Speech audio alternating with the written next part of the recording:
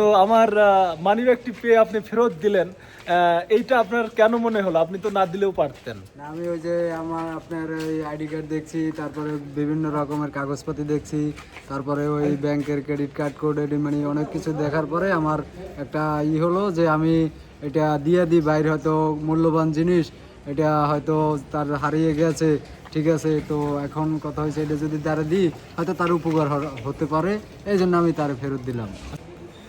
প্রিয় দর্শক, আসসালামু আলাইকুম। গতকাল আমার একটি মানিব্যাগ হারিয়ে গিয়েছিল। তো এই সময় আসলে কোনো কিছু হারিয়ে গেলে কিন্তু সহজে পাওয়া যায় না। তো আমি তো আশা ছেড়েই দিয়েছিলাম, কিন্তু এই আপা এই মানিব্যাগটা পেয়ে আমাকে এই ভাই এবং তার ছেলে আমাকে ফোন দেয়।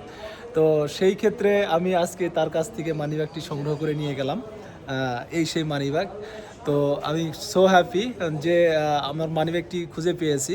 তো আমার প্রয়োজনীয় কাগজপত্র ছিল, কার্ড ছিল, সব কিছুই আছে, ঠিকঠাক আছে। তো এটা হচ্ছে একটা অনুপ্রেরণার বিষয়, যে সাধারণত মানুষ হাজার হাজার কোটি টাকা মানুষ দুর্নীতি করে চুরি করে নিয়ে বাংলাদেশ থেকে পাচার করে দিচ্ছে।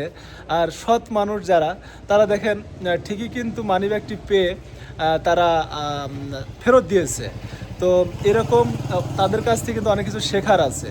তাদের কাছ থেকে যেন এই দেশের দুর্নীতিবাজ যারা কোটি কোটি টাকা পাচার করে দিচ্ছে, তারা যেন তাদের কাছ থেকে শেখে যে আসলে মানুষের কেমন ব্যবহার হওয়া উচিত, কী ধরনের আচার আচরণ করা উচিত। তো কাকা ভালো আছেন? জি, আলহামদুলিল্লাহ।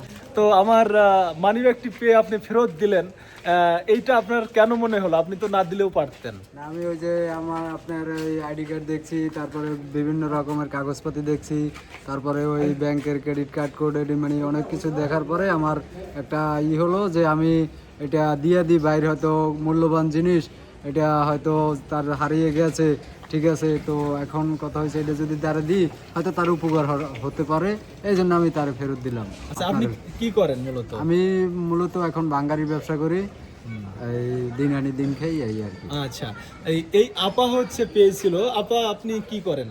আমি বাসায় কাজ করি। বাসায় গেছেন? কোথায় কিভাবে পেলেন এই মানি ব্যাগটা পেয়ে? আমি পাইছি মাইকেলা মসজিদে আসার সময় এই ব্যাগটা সুন্দর পেছনে গেছে না, খাম্বার করে ফেলাই তারপর কি আমি দেই ওটা কি আমি পেয়ে হাতে লইছি, হাতে লই আমি এটা সুন্দর করে আমি লই এসেছি। আইনে আবার ঘরে নেই যে ওটা এমার্জেন্সি, আমি সব কিছু প্রয়োজনে তারপর খাও। তারপরে বাসা বলছি যে তুমি যাও, ফোন নাম্বার পাওনি, পাইলে ফোন দাও, নাইলে আমরা কালকে থানায় জমা দিয়ে আসবো। আচ্ছা, তো একজন আপনাকে অসংখ্য ধন্যবাদ যে সাধারণত এই যুগের মানুষ তো কেউ কোনো কিছু পেলে তো দেয় না। আপনি পেয়েছেন, পেয়ে নিয়ে এসেছেন এবং আমাকে খোঁজ করে বের করেছেন।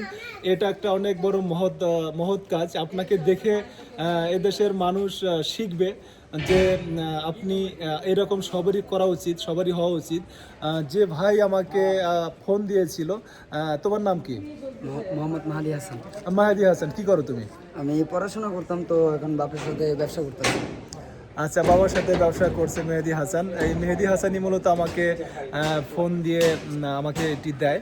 আমার কার্ডগুলো ছিল। আমি আহমেদ সাজু, একজন অভিনেতা, বাংলাদেশ টিভি মিডিয়াতে কাজ করি, অভিনয় করি। তো সেই জায়গা থেকে আমি এই মানিব্যাগটি পেয়ে খুবই হ্যাপি। তো মেহেদি হাসানকে আমি একটা কথা দিয়েছি, ওর যোগ্যতা অনুযায়ী আমি ওকে একটা কাজ দেওয়ার ব্যবস্থা করব আশা করছি। জানি না কতটুকুর জন্য করতে পারবো। শুধুমাত্র সততার পুরস্কার এটা আমি দেবো, আমি দেওয়ার চেষ্টা করব। আমার জন্য দোয়া করবেন। আলহামদুলিল্লাহ। আপনাদের জন্য দোয়া রইল। আল্লাহ হাফেজ। আল্লাহ হাফিজ।